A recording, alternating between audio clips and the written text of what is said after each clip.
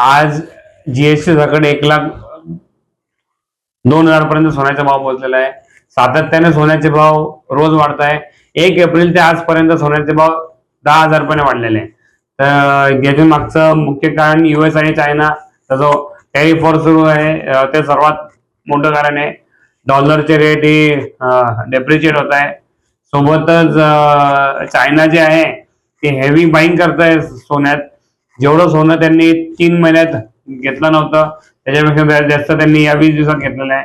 भावाचा विचार न करता चायना आपले गोल्ड रिझर्व्ह वाढवते। कुठेतरी याचा इफेक्ट सोन्याच्या भावावरती पडतोय आणि या सोन्याचे भाव 1 लाखाच्या पार झालेले आहे। ग्राहकांचा कसा प्रतिसाद आहे आता? ग्राहक आता सध्या वेट अँड वॉचच्या भूमिकेत आहे, कारण की सोन्याचे भाव 1 लाख होणार आहे असं माहिती होतं, पण लवकर होतील हे कोणत्याच ग्राहकांना माहित नव्हतं। अशी अपेक्षा होती की 2026 मध्ये सोन्याचे भाव 1 लाख होतील, पण लवकरच 2025 सुरुवाती झाली नाही, अजून 4 महिने झाले आणि आज सोन्याचे भाव 1 लाखाच्या वरती चालले गेले।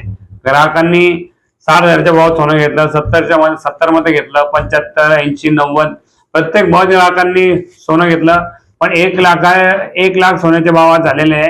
तर 1 लाख कुठेतरी एक बेंचमार्क आहे सोन्यासाठी।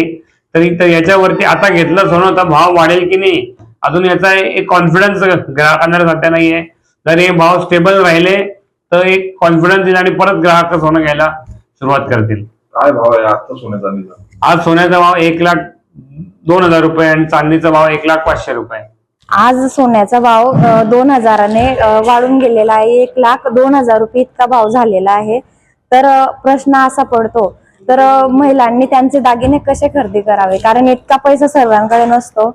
आज महिलांचा अलंकार म्हणून सोनं हे प्रमुख अलंकार आहे।